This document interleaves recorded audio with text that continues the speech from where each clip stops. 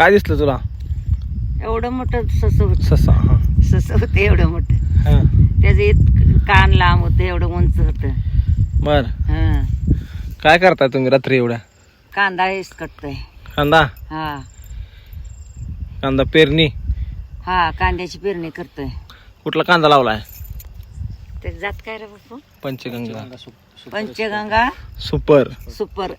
Super expert. हा भीती वाटत नाही का 1 वाजल्यात रात्री? अजिबात भीती वाटत नाही आमच्या रानात.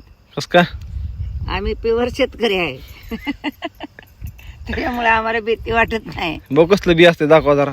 हो हे बघा, हे पांढरं काय टाकलं याच्यात? त्यात खाज टाकलं, युरिया म्हणते त्याला. युरिया. युरिया आहे काय? हा काय होतं युरिया टाकल्यावर?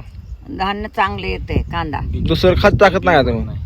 बी उडत नाही, वाऱ्यानं हवेनं उडत नाही बी, आणि चांगले येते धान्य. दुसरं खत टाकत नाही? शेणखत हे तुम्ही टाकतोय की. टाकला का नाही? आधीच टाकून घेतलाय. शेणखत टाकलंय काय? हो. बर. शेतीला मोरा शेत येण्यासाठी रान पहिलाच खत टाकून घेतलाय. बर गावरान खत. बर. आता काय दिसलं होतं शेतात? सस दिसलं होतं मोठं गावरान सस. गावरान ससा होता काय? हा काय लोक ससा खातात ना? खात्यात की.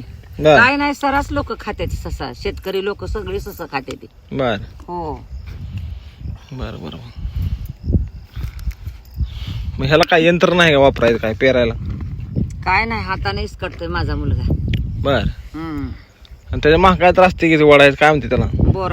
बोराटीने वडायचं, बी झाकून जाते ते. बर. व्यवस्थित येते ना मग कांदा. बर बर बर बर बर. किती दिवस लागतात कांद्याच्या पिकाला? किती दिवस लागतात? 4 महिने. 4 महिने लागतात का? बर हो. बर.